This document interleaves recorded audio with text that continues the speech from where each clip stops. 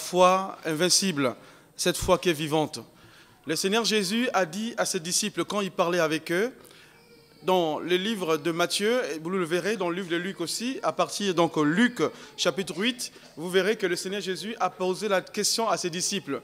Est-ce que le Fils de l'homme, quand il reviendra sur la terre, trouvera-t-il de la foi? Il a posé la question.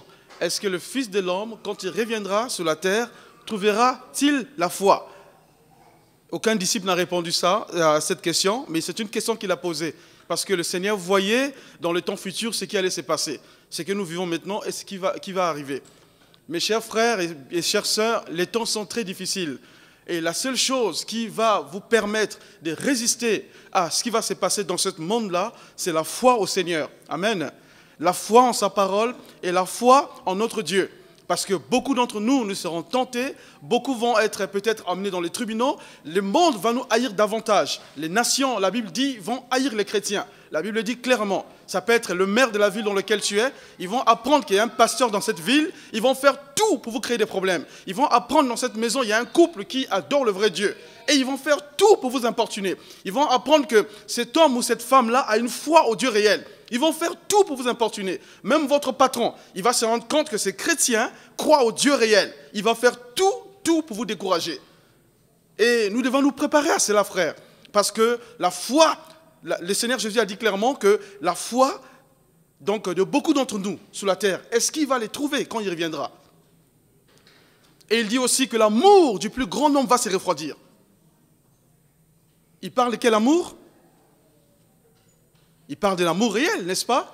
Il dit l'amour du plus grand nombre va se refroidir. Il n'a pas dit que l'amour va partir. Il dit l'amour va se refroidir. Et les uns vont se trahir, les autres vont se détester, il y aura des problèmes, les gens vont se haïr, ils vont peut-être pousser les autres dans les tribunaux. Mais Dieu dit, mais celui qui persévérera jusqu'à la fin sera sauvé. Amen. La fin, ce n'est pas seulement la fin des temps.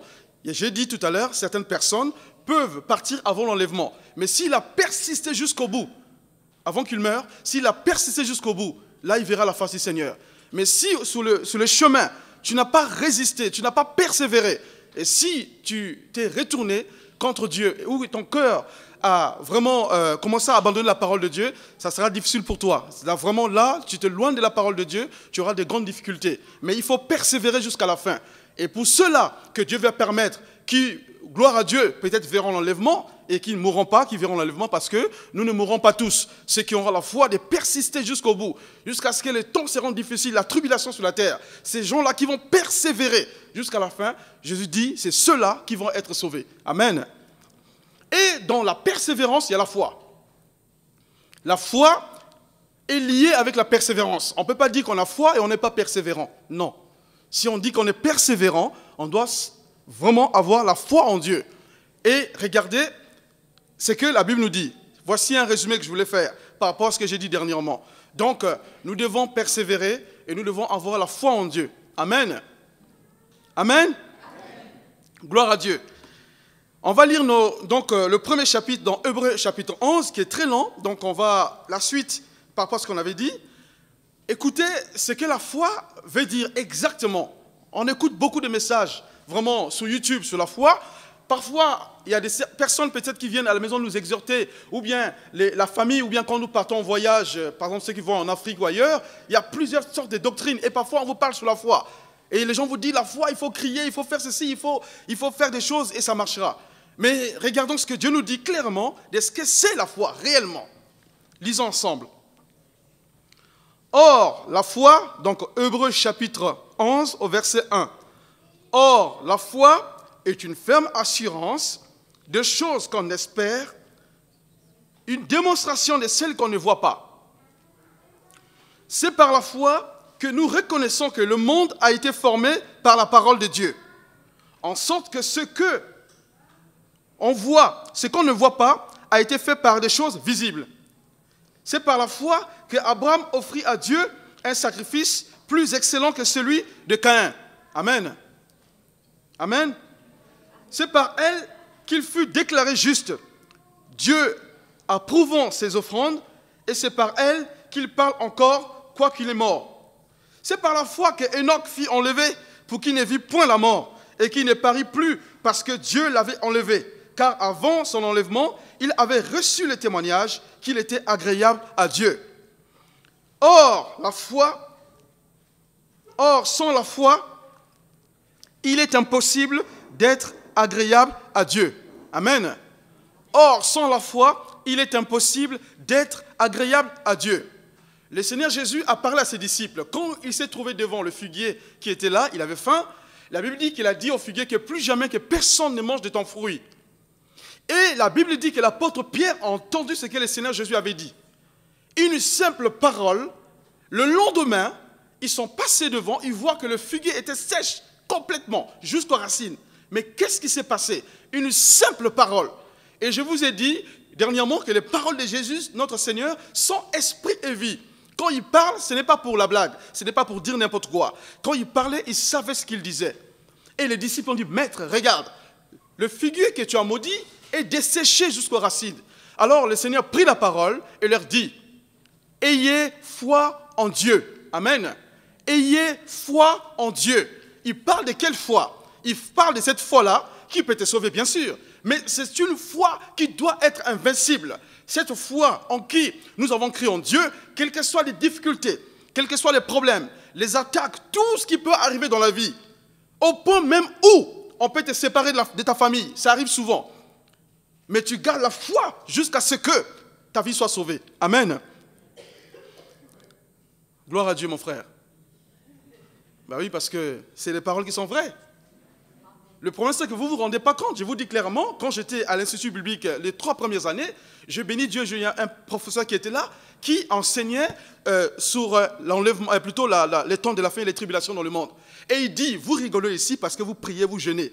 Mais vos frères actuellement souffrent à l'extérieur. Parce qu'ils visitaient beaucoup les églises et ils travaillaient pour Porte Ouverte. C'est une association Porte Ouverte. Vous allez trouver ça peut-être sur Internet.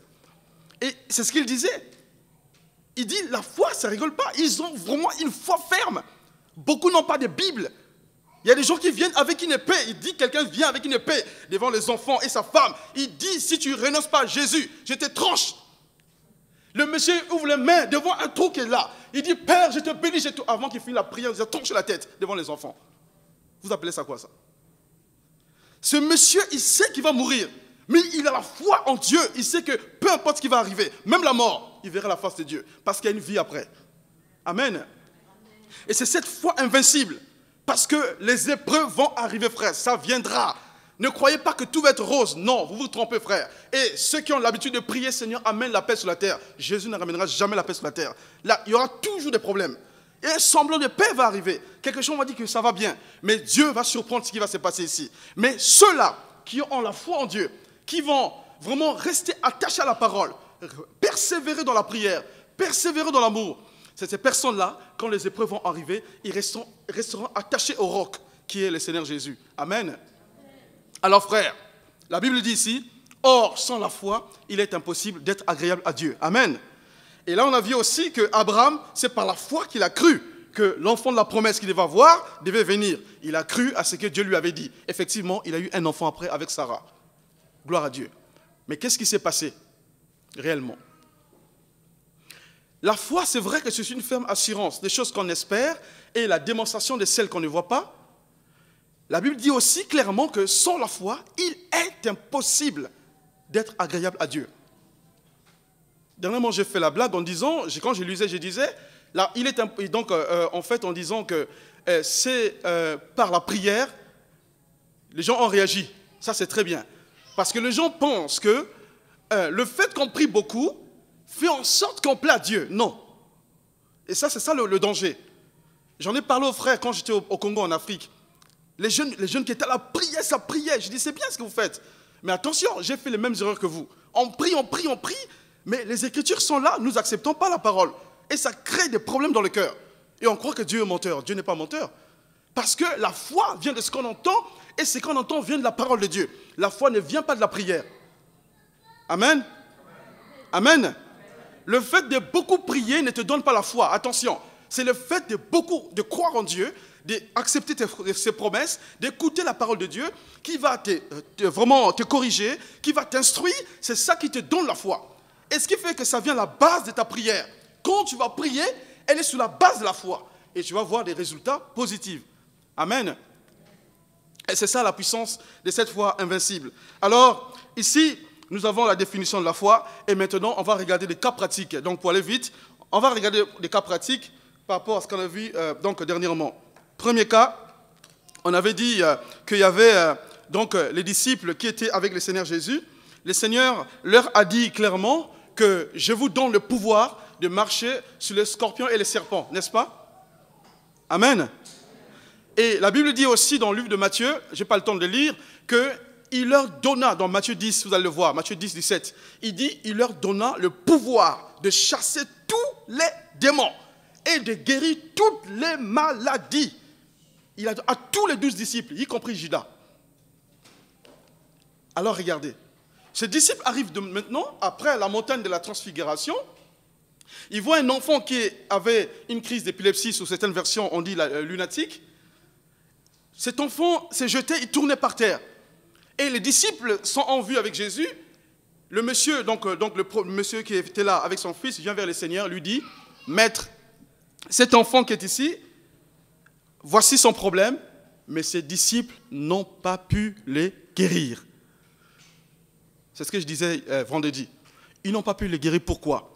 Et pourtant, ils avaient toute la puissance, écoutez bien, ils avaient toute la puissance, dans Marc, vous le verrez dans Matthieu 10, il dit, toute la puissance pour guérir toutes les maladies. Et il dit aussi, pour chasser tous les démons. Amen. Mais eux, ils arrivent, ils n'arrivent pas à chasser le démon qui était dans ce garçon-là. Qu'est-ce qui s'est passé? Jésus a repris les disciples en leur disant, parce que les disciples lui ont posé la question, pourquoi n'avons-nous pas pu chasser ces démons?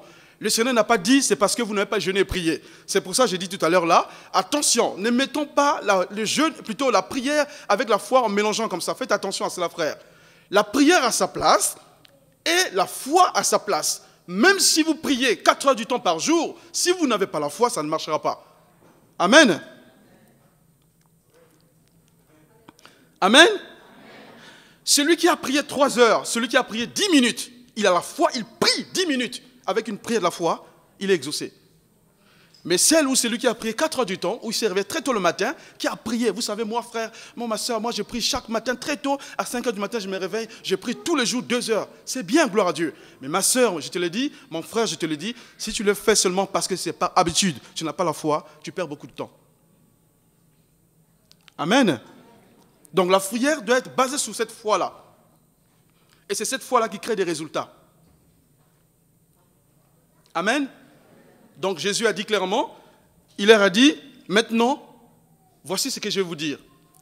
C'est à cause de votre incrédulité.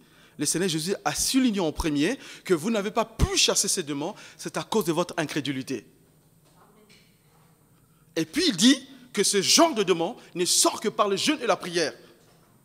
Il n'y a aucune contradiction dans ce que le Seigneur dit, parce que de toute façon, le Seigneur ne se contredit jamais. Amen. Ça semble se contredire parfois ses paroles, mais quand tu regardes au fond, il n'y a aucune contradiction, c'est ce qu'il dit. Alors, frère, face à cela, qu'est-ce que vous allez faire? Quand vous êtes devant une montagne, quand vous êtes devant un mur, que vous ne pouvez grimper, que vous ne pouvez traverser, comment allez-vous faire? Quel type de foi allez-vous exercer? Et sur quoi tu bases ta foi? Sur quoi je dois baser ma foi moi aussi? Quand il y a une telle épreuve, par exemple, dans la vie, quand vous traversez. Votre foi, ma soeur, votre foi, mon frère, doit se baser sur le Seigneur. Amen. En fonction de ce que vous entendez de la parole de Dieu, ça va édifier cette foi qui est en vous et ça va se manifester. Croyez en Dieu. C'est ce que le Seigneur a dit. Amen. Gloire à Dieu. Et là maintenant, quand le Seigneur a dit ça, les disciples ont vu eux-mêmes, ils ont vu que ce n'était pas faux ce que le Seigneur avait dit, parce qu'il y a une phrase importante qu'il a citée, on va revenir sur Hébreu après. Regardez dans Marc chapitre 11. Regardez. Ne croyez pas que vous êtes un être inférieur. Ne croyez pas que les musulmans valent plus que vous. Ne croyez pas que les scientifiques, les ingénieurs qui sont dans le monde, qui font des exploits, sont plus que vos frères. Si vous dites ça, vous attristez le cœur du Seigneur. Il faut que vous rendez compte dans votre cœur, que vous soyez conscients, frères, que vous êtes des enfants de Dieu, que vous êtes privilégiés. Amen. Amen. Vous, on dit à quelqu'un, vous savez, vous êtes privilégié et que vous êtes héritier. Moi, je crois qu'il va sauter. Hein. Il sera très content parce qu'on dit, il est héritier, après le roi, c'est lui. Mais malheureusement, nous les chrétiens, nous ne réalisons toujours pas cela. Regardez donc dans Marc, chapitre 11. Marc, chapitre 11, on va voir, c'est que quelque chose de précis, avant de revenir sur Hébreu, c'est que le Seigneur a dit aux disciples. Regardez avec moi, donc Marc, chapitre 11, à partir du verset 23, un peu plus loin.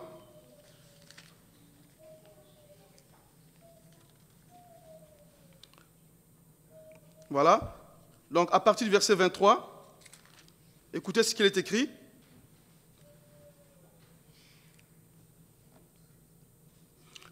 Pardon.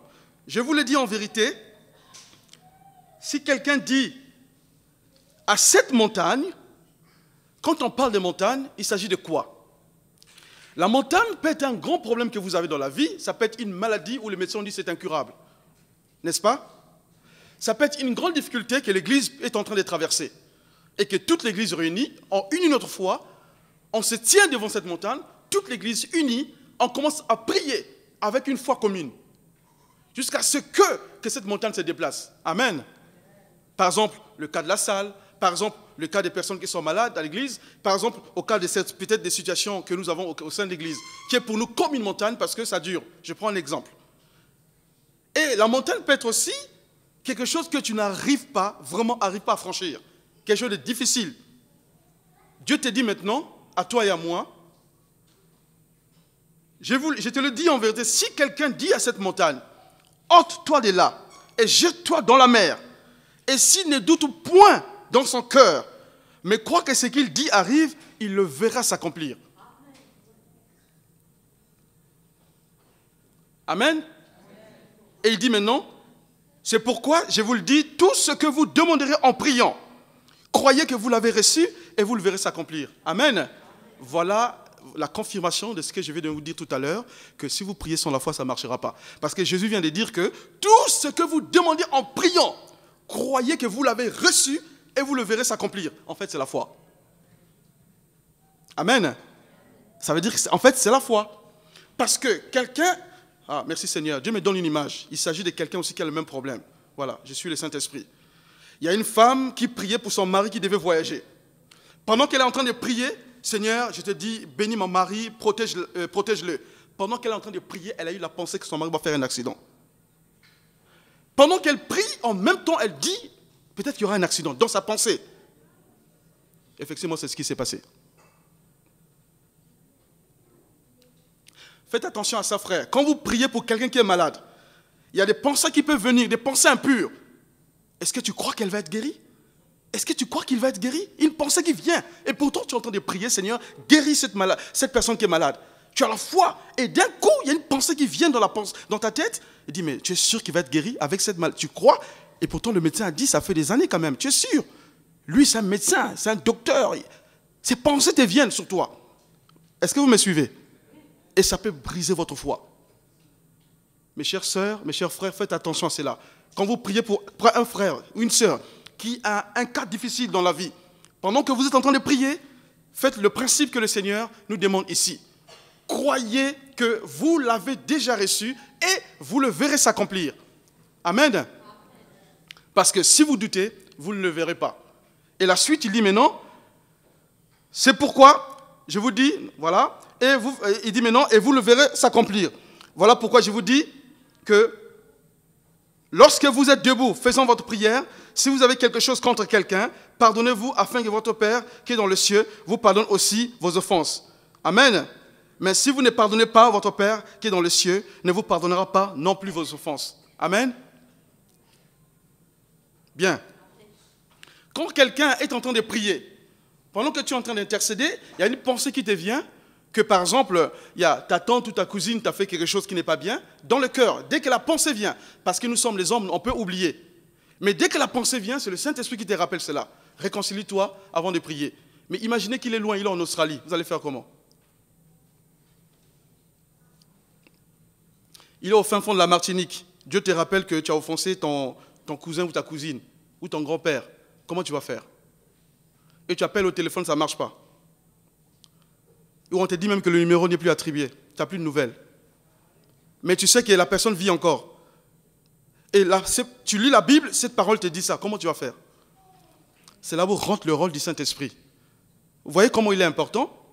On va voir comment on va extraire par le Saint-Esprit. Donc la foi va manifester puissamment.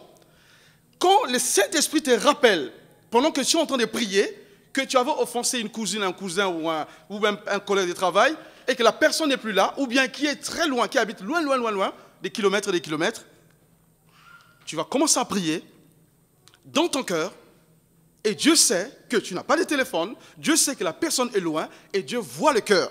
Tu ne peux pas mentir. Je ne peux pas mentir. Dieu voit la pensée de ton cœur. Amen. Et donc ta pensée où tu as, à genoux devant Dieu, tu dis, Seigneur, je suis prêt à pardonner mon cousin, je suis prêt à pardonner ma nièce, je suis prêt à pardonner mon neveu, mon tonton ou bien le grand-père. Je suis prêt, Seigneur. Mais avant tout, je te demande pardon. Pendant que tu es en train de prier ainsi, il dit, Seigneur, voilà ce que j'ai à cœur. Maintenant, je te prie, voici mon problème. Seigneur, je crois en toi. Je sais que tu peux agir. Je bénis ton nom et je te loue. Merci, Seigneur. Dès que tu as fini de prier, en fait, ta prière, elle est accompagnée de foi. Et il n'y a rien qui peut bloquer ta prière, sauf si Dieu ne veut pas te répondre. Parce qu'il n'y a aucun doute. Tu sais que Dieu va bénir. En même temps, dans ton cœur, il n'y a rien qui fait un blocage avec quelqu'un. Amen. C'est pour ça que cette foi, souvent, ça ne fonctionne pas parmi nous. Parce que souvent, on a des doutes quand on prie. On a des pensées qui viennent. Est-ce que Dieu m'a exaucé? Non, frère. Non, ma soeur. Il ne faut jamais douter quand tu pries. Si Dieu ne te répond pas, ce n'est pas grave. Parce que Dieu sait pourquoi. Si le Seigneur te répond tout de suite, gloire à Dieu. Amen. Alors, regardez maintenant la vivacité de cette foi que j'appelle la foi invincible. Comment cette foi intervient? Comment elle se manifeste dans l'invisible? Comment elle s'opère? Je vais demander que chacun de nous ouvre maintenant. La pratique est là. Jacques, regardez. Le livre de Jacques. Regardez le livre de Jacques.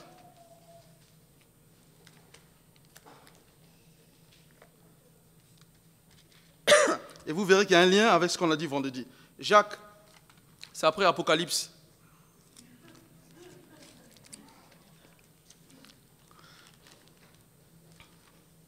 Donc, dans Jean même, voilà, on parle de ça aussi. Donc, Jacques,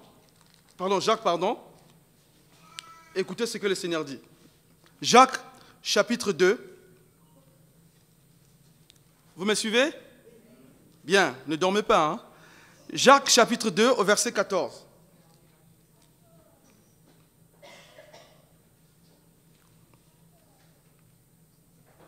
Jacques, chapitre 2, au verset 14.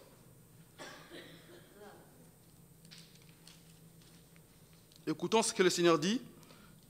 Mes frères, que sert-il à quelqu'un de dire qu'il a la foi et qu'il n'a pas les œuvres? C'est une question que l'apôtre Jacques pose à chacun de vous et à chacun de nous ici, à moi et à vous-même. Mes frères et mes sœurs qui sont là, que sert-il à un frère ou à une sœur? Écoutez bien. Que sert-il à un frère ou à une sœur de dire qu'elle a la foi ou qu'il a la foi si elle n'a pas des œuvres?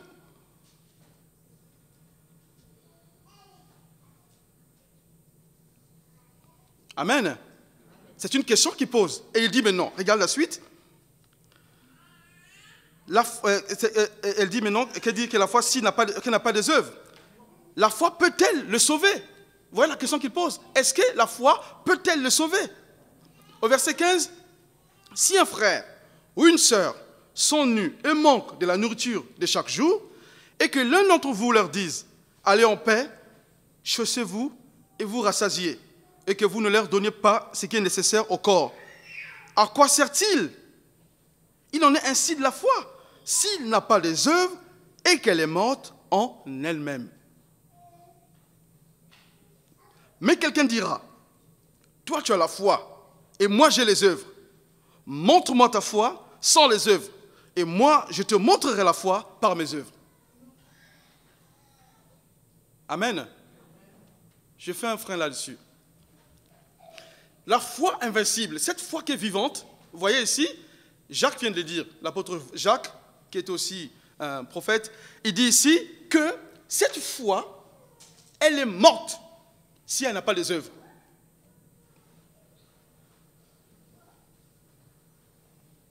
Vous m'entendez? Cette foi, si elle n'a pas les œuvres, elle est morte. C'est pour ça, j'ai dit tout à l'heure, que ce message, c'est une foi vivante. La foi vivante doit avoir les œuvres qui accompagnent cela. Et cette foi, elle est invincible. Aucun n'en peut le vaincre. Parce qu'elle est attachée à Dieu et que c'est par Jésus-Christ. La Bible dit qu'il est l'auteur et le consommateur de la foi. Et c'est par Jésus, notre Seigneur, nous avons notre appui. Parce qu'en lui, nous fixons le regard. Il est l'auteur et le consommateur de la foi. C'est comme si il se nourrit de notre foi.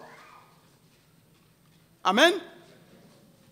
Et là, maintenant, l'apôtre Jacques dit ceci. Écoutez bien. Il dit maintenant, regardez. Il en est ainsi de la foi. Si elle n'a pas les œuvres, elle est morte en elle-même. Et il dit maintenant que si tu as la foi et tu dis que tu as les œuvres, et moi je te montrerai la foi par mes œuvres. Au verset 19, il dit, tu crois qu'il y a un seul Dieu, tu fais bien, gloire à Dieu. Mais il dit, les démons le croient aussi, et ils tremblent. Veux-tu savoir, ô homme irrésolu en vain, que la foi sans les œuvres est inutile? Abraham, notre père, ne fut-il pas justifié par les œuvres lorsqu'il offrit son fils Isaac sous l'autel? Tu vois que la foi agissait avec ses œuvres, et que par les œuvres, la foi rendue parfaite. Ainsi s'accomplit ce que dit l'Écriture. Abraham crut à Dieu, et cela lui fut imputé à justice. Il fut appelé ami de Dieu. Vous voyez que l'homme est justifié par les œuvres, et non par la foi seulement. Amen. Voilà. Ça, c'est la pratique. Comment ça se passe maintenant? Si je m'arrête là, le message n'est pas complet. Il faut expliquer comment ça se passe.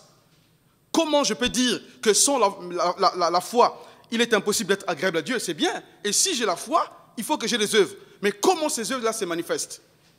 C'est quoi les œuvres de foi? Il y a une femme au Congo. Elle n'avait pas d'enfant. Le médecin lui a dit, tu n'auras pas d'enfant. Effectivement, elle ne pouvait pas avoir d'enfant. Une impossibilité scientifique. Impossible. C'est comme une femme, on enlevait toutes les trompes. Vous vous rendez compte? Elle ne peut pas ovuler, il n'y a rien. On lui a dit, pas d'enfant. Elle vient un jour à l'église. Le pasteur qui était là a prêché. Elle écoute la parole, sa foi s'est affermie. Elle rentre à la maison. Elle dit, chérie, on achète la layette. Chez nous, on appelle ça la layette, c'est-à-dire les jouets pour l'enfant, les chaussettes pour l'enfant, le lait, tout. Elle commence à acheter tout. Les biberons, les tétines, tout, elle achetait. Dans le quartier, on a dit que c'est une folle. Cette histoire fait pleurer beaucoup de sœurs. Je me rappelle quand on racontait ça. Parce que le point, c'est qu'on aime trop critiquer. Et comme disaient les frères tout à l'heure, en fait, faites ce que vous n'avez pas l'habitude de faire. Et c'est ce qu'elle a fait. Elle n'avait pas l'habitude de faire ça. Elle commençait à acheter du mais elle est folle, cette dame. Elle a acheté tout, elle était à la maison, elle priait. Et un jour, elle dit à son mari, chérie, viens voir. Elle monte, il dit, chérie, regarde, écarquille tes yeux. Parce que même son mari était un peu incrédule. Elle a dit, écarquille tes yeux, chérie, regarde-moi ça. Qu'est-ce que c'est? Le mari regarde, positif. Ça dit qu'elle est enceinte. Ils sont partis faire les visites. Le médecin a dit, c'est pas possible. Ils ont regardé. L'enfant est né en bonne santé. Tout le monde à l'église était étonné, c'est pas possible. Frère, si ce n'est pas la foi et les œuvres, c'est quoi? Elle a cru la parole. C'est comme ici. Vous écoutez ce que le pasteur a dit, ou bien un frère a prêché. Il vous dit, vous ne pouvez pas vaincre le mal par vous-même. Et c'est Dieu qui vous aide. Mais tu crois à cette parole, tu rentres chez toi, tu dis, Seigneur, je suis bloqué, je n'arrive pas, aide-moi. Tu crois à cette parole. Mais tu es étonné, tu vas voir, un an est passé, tu n'as plus fait la même bêtise, sans se rendre compte. Parce que tu as cru et tu as appliqué. Amen. Il faut accompagner ta foi par les œuvres. Il faut y croire, il faut faire les œuvres. Et tu verras les résultats, mon frère et ma soeur. Sans cela, il te sera difficile aussi de pouvoir percer dans le surnaturel. Amen. La Bible dit clairement que, bien que la foi est une ferme assurance des choses qu'on espère et la démonstration de celles qu'on ne voit pas, la Bible dit aussi que, bien sûr, que sans la foi, il est impossible d'être agréable à Dieu. Et la Bible dit aussi que celui qui a la foi, rien ne lui sera impossible. Amen. celui qui a la foi, rien ne lui sera impossible. Comment? Bien, gloire à Dieu. Bon, je vais être honnête avec vous, j'ai dit ça avec quelqu'un, c'est vraiment dommage. Quand on écoute des chrétiens parler, vous avez l'impression qu'ils croient à ce qu'ils écoutent à l'église, mais dès qu'ils sortent de l'église, ils ne croient plus à la Bible. Moi, c'est la remarque que j'ai faite. Beaucoup d'entre nous, dès qu'on écoute la parole, ah oui, c'était bien aujourd'hui, hein, la parole c'était bien, ça m'a parlé, merci Seigneur. Les pasteurs m'ont bombardé, tout ça, c'était bien. Dès qu'on rentre chez nous, ou bien des semaines et des semaines, on oublie ce que la Bible dit. Et pourtant, on lit la Bible. Mais on ne croit pas exactement ce que le pasteur, quand il prêchait, ou bien ce qu'il a dit à l'église, on a oublié. Et le doute s'installe dans le cœur. On n'y croit plus. J'ai dit à un frère, tu sais frère, le Seigneur Jésus a dit qu'il est impossible de plaire à Dieu si tu n'as pas la foi. Il dit oui, je sais. Et la Bible dit aussi que sans la foi, il est impossible d'être agréable à Dieu. Oui, je le sais. La Bible dit aussi que la foi est une ferme assurance, etc. Oui, je sais, toujours ça, je sais. Ok. La Bible dit aussi que si tu as foi en Dieu, rien ne te sera impossible. N'est-ce pas? C'est ce que le Seigneur Jésus a dit, n'est-ce pas? Et l'ange Gabriel, quand il a apparu à Marie, quand Marie a vu l'ange, elle était étonnée, elle dit, comment cette grâce peut être vraiment donnée à moi? Mais je ne connais pas d'homme, comment cela va se passer? Et la Bible précise que l'ange lui a dit, ne crains rien Marie, rien n'est impossible à...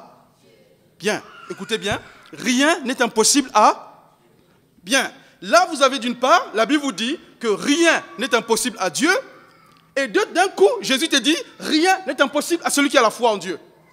Quand vous combinez tous les deux, en fait, justement, la nature de Dieu qu'il a donnée en vous, suivez-moi bien, cher bien-aimé, c'est très important. La nature de Dieu qui est en nous, parce que nous sommes participants de la nature divine, n'est-ce pas? Et que Dieu habite en nous par le Saint-Esprit, n'est-ce pas? Et que nous sommes avec lui une seule tente, n'est-ce pas? Nous sommes le temple du Saint-Esprit, n'est-ce pas? Bien, le Saint-Esprit habite en nous, n'est-ce pas? Et qu'il a enlevé le cœur des pierres, il a mis en nous le cœur des chairs, pour qu'on puisse obéir à sa parole, n'est-ce pas? Dieu dit que la pensée de Dieu qui a été annoncée par l'ange Gabriel, qui est sorti de sa bouche en disant à Marie que rien n'est impossible à Dieu, cette même parole sort de la bouche de Jésus, mais d'une autre manière, en disant, ce n'est pas la même parole, mais Jésus dit quoi? Que ayez foi en Dieu. Amen. Or, si tu as foi en Dieu, tu as la foi de Dieu là. Est-ce que vous me suivez? Avec Dieu, je ne sais pas si vous comprenez ce que je suis en train de dire. J'ai envie de faire un dessin, mais je n'arrive pas. Mais excusez-moi, mais comprenez bien. La Bible dit que rien n'est impossible à Dieu. N'est-ce pas? Bien. Et le Seigneur nous dit maintenant qu'il faut avoir la foi en Dieu. Vous le lirez dans Marc 11 à partir du verset 23. Et il dit, puisqu'il faut avoir foi en Dieu, et que dans ce Dieu, rien n'est impossible, ça veut dire que si tu as la foi en Dieu, rien aussi ne te sera impossible. Amen. C'est ça, frère, le mystère. Alors, cette foi-là, à quoi ça sert? Est-ce que ça nous aide? Est-ce qu'on peut s'en servir? Bien sûr. Jésus est l'auteur et le consommateur de la foi. Et notre foi doit être basée sur lui. Et c'est grâce à lui, on peut faire des exploits maintenant, au Seigneur Jésus. Et à travers ce que notre cœur fait avec le Seigneur, donc notre union avec le Seigneur, va seulement produire. Vraiment, cet amour que nous avons pour lui va nous pousser à lire la Bible, à comprendre la parole de Dieu. Et notre foi va s'édifier encore, puisque notre confiance est dans les Écritures. Amen. Et c'est ça qui fait qu'il y a des miracles. C'est ça qui fait qu'il y a des miracles. J'ai quelques cas pratiques ici, avant de finir. Il y avait un frère qui priait beaucoup. Et dans l'église, on commençait à le critiquer parce qu'il priait trop fort. Ils sont partis voir le pasteur. Ils ont dit, ce frère nous dérange. En fait, dans cette église, il y avait des hommes très riches. Il y avait des hommes très riches et tout ça, qui étaient bien, des 4x4, des belles voitures. Ils étaient en grands boubous. En Afrique, vous voyez, hein, ils appellent ça les bazins riches. Ils étaient bien habillés, des grands boubous, avec des babouches et tout ça. Et le pasteur, il était vraiment coincé. Mais le pasteur, c'est ce frère, priait beaucoup. Mais on va lui dire, mais oui, il nous dérange, il prie trop fort et tout ça. Et il n'arrête pas. Quand il prie... Bon, le pasteur est venu voir le frère. Il dit, frère, tu sais, il faut faire attention et tout ça. Le frère a compris Bon, le pasteur lui a bien parlé, mais les gens parlaient mal, le critiquaient. Il est pauvre, il prie beaucoup, mais il est pauvre, il n'a pas d'argent. Si, ça veut dire qu'il n'a pas la foi. Le frère s'est découragé, il a quitté l'église. Et quelques temps après, dans la ville où ils étaient, ils ont reçu un courrier du maire. Et dans cette ville, ils ont fait ce qu'on fait ici à Paris, ce qu'on appelle le plan climat territorial. Dans le plan climat, c'est un peu dans mon métier, en fait, on parle du Grand Paris. C'est pouvoir étendre la ville de Paris, c'est-à-dire que faire le Grand Paris et puis rester dans tout ce qui est développement durable, les écoquartiers, vous connaissez, avec un tram et tout ça, mettre de la verdure et tout. Donc le maire a décidé d'étendre la ville parce qu'il voulait mettre des villas, etc. Et l'église se trouvait justement dans le plan des ingénieurs. L'église devait être rasée parce qu'une route devait passer et il devait avoir des habitations à côté et des villas. Donc, les ingénieurs ont dit, donc justement, les ingénieurs de la ville, on les appelle les ingénieurs d'urbanisme et les architectes. Effectivement, on doit raser l'église. Le pasteur a commencé à trembler. Il a eu le courrier, ils sont réunis avec les anciens. Ils ont commencé à prier, demander à Dieu qu'est-ce qu'il faut faire. Ça a duré quelques jours. Mais comme c'est un pasteur qui écoutait Dieu, la veille, Dieu lui a parlé, il dit, va appeler le frère. Écoutez-moi, frère. Ils sont partis voir le frère. Ils ont dit, frère, il faut que tu viennes à l'église est en danger. Mais qu'est-ce qui se passe? Il a refusé, vous m'avez critiqué. Il dit, frère, viens. Le pasteur a dit à tous les frères qui étaient riches, là, les patrons, là, allez demander pardon, vite, je vous ordonne. Ils ont couru, ils sont partis voir le frère, on s'excuse, on te demande pardon. On sait que chacun de nous, Dieu a donné un don particulier. Ils ont reconnu. Vous me suivez, frère? Ils ont reconnu que dans l'église, chacun a un don particulier. Nous ne sommes pas tous pareils. Amen. Et c'est pour que l'église soit édifiée très forte. Les réveils, il fallait que ça vienne. Et tout d'un coup, le frère a accepté. Parce que Dieu lui a dit, va. Le frère arrive à l'église, il a parlé avec le pasteur, ils ont discuté. Après, il fallait organiser tout ça, les réunions. Et un jour, ils ont organisé une réunion de prière. Il était assis là. Le pasteur a dit au frère, c'est toi qui vas diriger la prière. Le frère s'est mis sur la chaire. Il a pris la chaire comme ça, il a arrêté. L'église était là assis. Donc, quelques jours avant arrive le jour J pour que le maire donne la décision de tout faire et tout ça, parce que les travaux n'étaient pas encore commencés. Quand c'est décidé, après, ils vont voir plutôt l'église signer les documents. Après, on va vous rembourser. Vous suivez ou pas? On va rembourser, etc.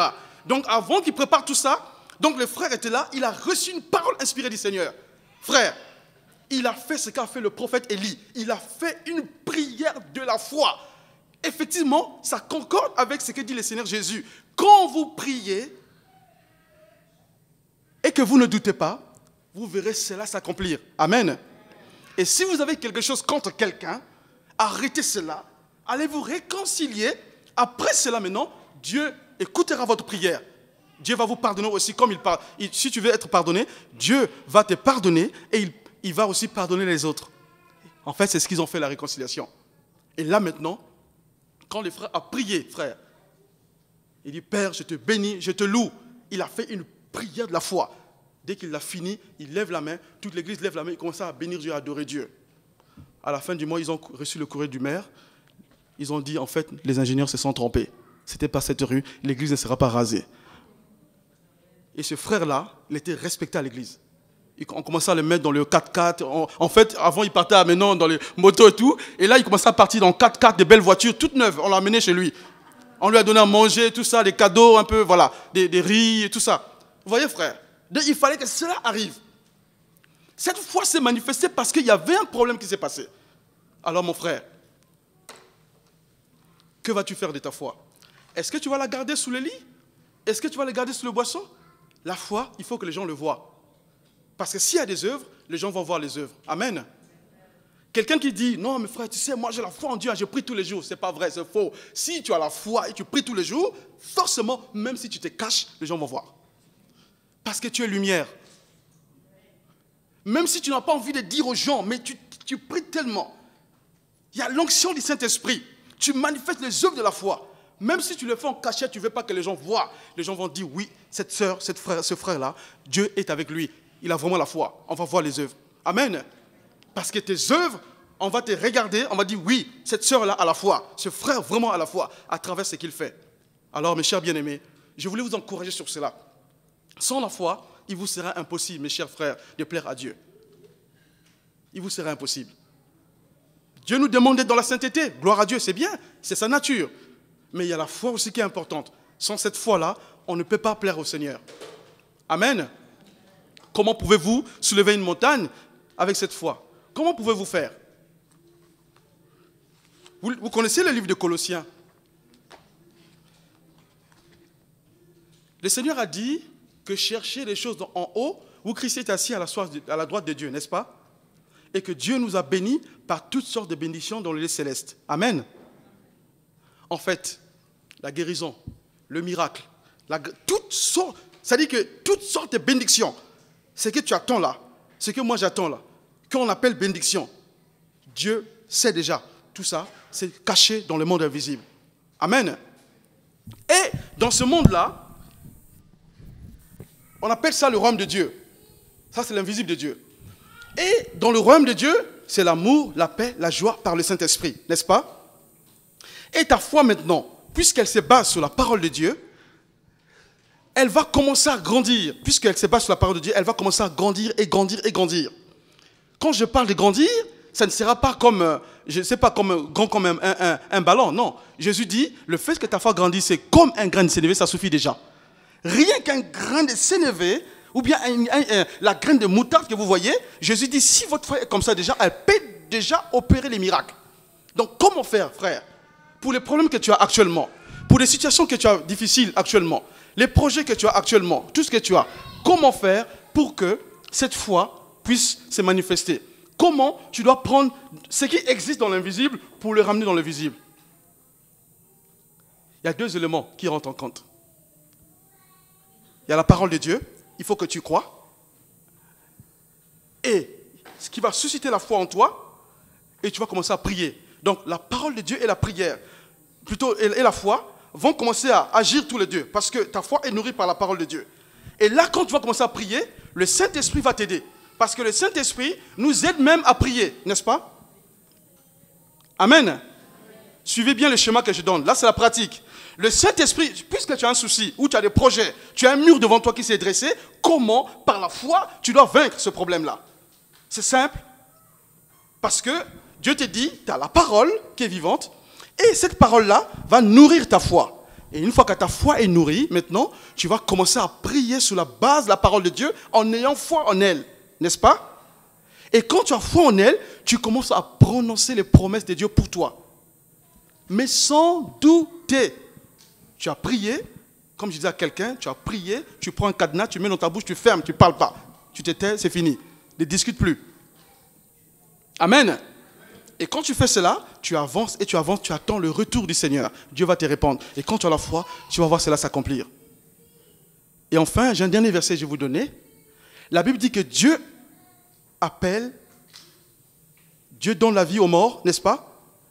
Et il appelle à l'existence les choses qui ne sont pas comme si elles étaient. Écoutez-moi bien, frère. Quelle est la situation de ta vie qui est morte? Peut-être qu'il y a une situation que tu es en train de vivre, c'est une vallée des ossements desséchés. Quelque chose qui est sec complètement. Tu dis, est-ce que Seigneur, tu vas m'aider? Est-ce que Seigneur, je vais m'en sortir? Mais Dieu dit qu'il donne la vie aux morts. Et il appelle à l'existence les choses qui ne sont point comme si elles étaient. Et c'est par la foi qu'on peut saisir cela. C'est pour ça qu'Abraham a saisi dans l'invisible. Il a cru, la Bible dit, il crut que ce que Dieu avait dit était vrai. La preuve, il a eu Isaac. Amen. Alors frère, Dieu ne te demande pas aujourd'hui de livrer peut-être Isaac sur le mont Morija. Mais aujourd'hui, Dieu te demande une chose particulière, très simple. Arrête de douter sur sa parole. Arrête de dire que pour les autres ça marche et avec moi ça ne marche pas. Chacun a une mesure de foi. Ne compare pas ta foi avec la foi de l'autre. Il n'est pas meilleur que toi, elle n'est pas meilleure que toi. Tu as une mesure de foi que Dieu a donnée à toi et à toi. Applique cette mesure de foi et tu verras les choses s'accomplir. Amen. Ne regarde pas en disant mais oui, lui il est mieux que moi. Non frère. Tu as une mesure que Dieu t'a donnée. Et c'est cette mesure-là que tu dois appliquer pour voir les résultats. Amen. Alors, c'est sous ces paroles-là que je vous laisse, parce que c'est important de croire aux promesses de Dieu, parce que ces promesses-là ne sont pas visibles. Elles sont invisibles. Mais pour que tu puisses les saisir, il faut la main de la foi. Amen. Amen. C'est pour ça, une fois, je priais, j'ai dit à un frère, on avait une situation très difficile. On m'a dit, quand j'étais au Congo, qu'il faut être franc-maçon pour avoir des contrats. Parce que je suis parti là-bas pour faire la suite de la société ici. Ils m'ont dit, pour avoir des contrats au Congo, il faut que tu sois franc-maçon. Ou bien, si tu es homosexuel, si tu sors avec un homme, on va te donner des contrats et tu auras des contrats que tu veux des millions. J'ai dit, pardon? Il dit, mais si Jean-Aimé, c'est la réalité au pays. Effectivement, ce n'est pas faux. J'ai dit, tu ne me connais pas. Il dit, Jean-Aimé, tu vas faire pareil comme tout le monde. Arrête, tu es orgueilleux. Il dit, frère, je ne suis pas orgueilleux. Il y a quoi d'orgueil? Si j'ai dit que je ne crois pas, c'est qu'il dit, il n'y a pas d'orgueil. Il dit, moi, je refuse. Il dit, mais oui, il faut être franc-maçon pour avoir des contrats et tu ne peux pas. En plus, il faut faire des emprunts. Il faut faire l'emprunt à la banque. Il dit, tu ne me verras pas faire l'emprunt à la banque. Non, si je fais l'emprunt à la banque, ça veut dire que je ne suis pas chrétien. Ça veut dire que Dieu n'est pas mon père. Il a dit, ce garçon, il est orgueilleux. Frère, ce n'est pas orgueil. J'ai la certitude, frère. Il faut que tu aies la certitude, ma chère sœur, une certitude que tu es un enfant de Dieu. Mais ça, je ne comprends pas, frère. Ça, je ne comprends pas. Il y a le prince William, il est prince. Partout où il va, il sait qu'il est prince. Il a la certitude qu'il est prince, n'est-ce pas? Mais quand c'est nous les chrétiens, on hésite, on a un doute. Mais le pasteur avait dit, il y a un pasteur, je connais, mais il avait dit que, frère, mais c'est écrit, tu es un enfant de Dieu. Crois. Amen. Crois la parole de Dieu. Et j'ai cru, frère, j'ai cru. Et les gens étaient étonnés. Quand je suis allé au Congo, les gens étaient étonnés, mais c'est pas possible. Parce que dans la tête, tu crois que je suis franc-maçon. Parce que c'est impossible, frère. C'est difficile. Même pas au Gabon, peut-être dans d'autres pays, mais c'est difficile. Quand tu veux faire une affaire, il faut s'allier avec un ministre, il faut faire des choses. On va te dire, rentre dans la franc-maçonnerie. On va te demander ça. Mais j'ai dit non. Alors, frère, je vous encourage. Ayez foi en Dieu. Amen. Que Dieu vous bénisse.